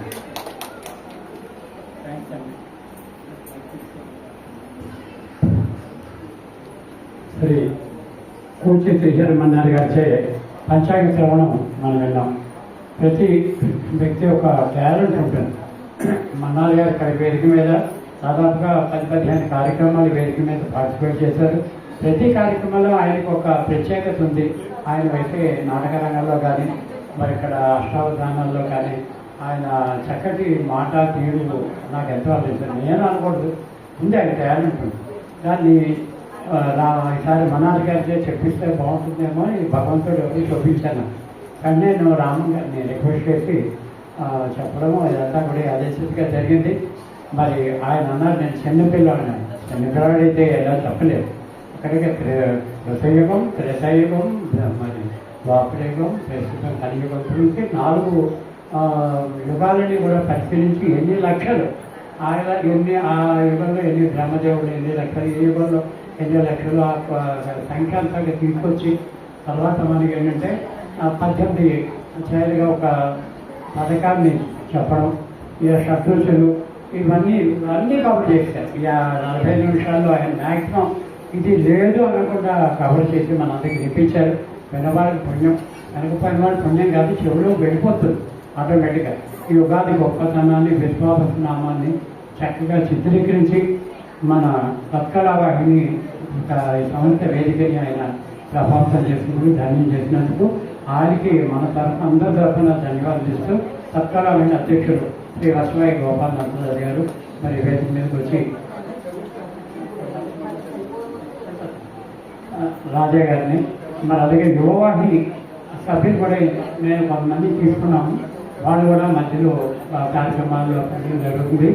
మరి తదుపరి ఈ కార్యక్రమాన్ని కొనసాగించడం జరుగుతుంది కావున వాళ్ళందరూ కూడా ఇవాళ ప్రారంభం యువవాహిని తిరిగి రెన్యూడ్ అవుతారు. ఈ సందర్భంలో పెద్దవారికి మనం నమస్కారం చేసుకుంటూ వారికి ధన్యవాదాలు అందిస్తూ వారిని సభ తరఫున గౌరవించడం పూజ. మరి భాస్కర్ రామన్ గారిని కూడా వేదిక మీదకి వస్తే వాళ్ళ తమ్ముడికి ఆశిస్తుంది. ఎంత అన్నదమ్ములు ఇద్దరు కూడా మల్టీ టాలెంట్ తెలిసిపోయింది. ఇద్దరు కూడా మంచి ఉద్యోగాలు చేశారు. మరి అమ్మగారు అయితే మనకి తెలిసిన విశ్వరూపం, కనబడే విశ్వరూపం ఆయన. తమ్ముడు గారు కూడా ఎంత చక్కగా అసలు నాకైతే 70% 1% కూడా 70% ఆయన ప్రసంగంలో పెట్టే చాలా నీతులు, ధర్మం ఎక్కడికి వెళ్ళిపోయారు. ఎక్సెప్ట్ బిల్తో మొదలైన కథని చివరికి మన జీవితాల్లో తీసుకొచ్చారు. ఎప్పుడో ఆనాటే భారతంలో గౌరవులు అంతా కష్టకులు అని మరి పిల్లలు తెప్పించింది అక్కడ రాజధాని. ఇలాంటి ఘట్టాలు మనకి ఆయన ఎంతో చక్కగా విశ్లేషిస్తూ మన్నారి గారికి, జగన్మోహన్ గారికి నమస్కారం తెలియజేస్తూ సత్కారం అయిన తరఫున వారిని గౌరవించవలసిందిగా కోరుతున్నాం.